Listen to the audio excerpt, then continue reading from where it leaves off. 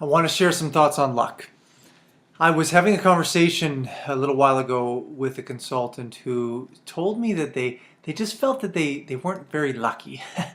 They'd have parties and they'd just say, I'm just not lucky. I'm just not getting good luck in these parties, or I'll ask some people to join and I'm just not feeling like I have good luck with this business.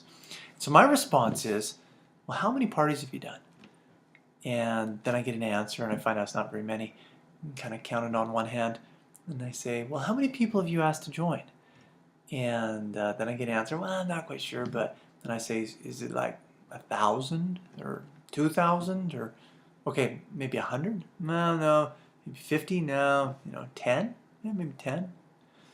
And what I find out from the conversation is that there's almost an association that if I'm not getting the results that I want right away, then it must be because I'm not lucky.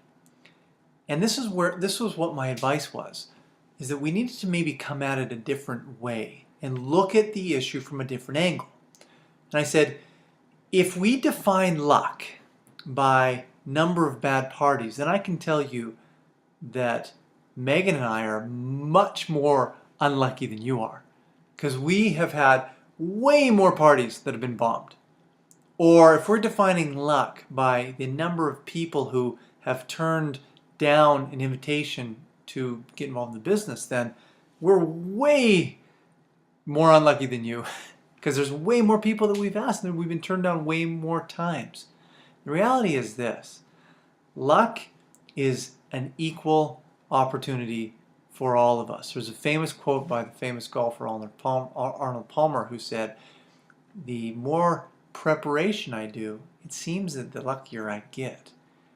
And this is the point. We have been lucky in our business.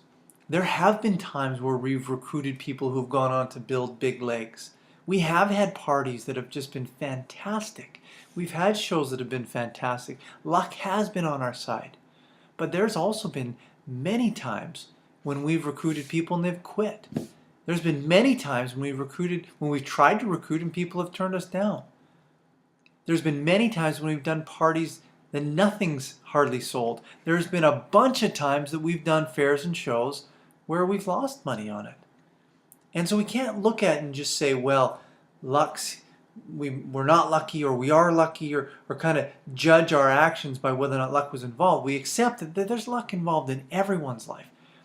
But you just can't determine when that's going to come.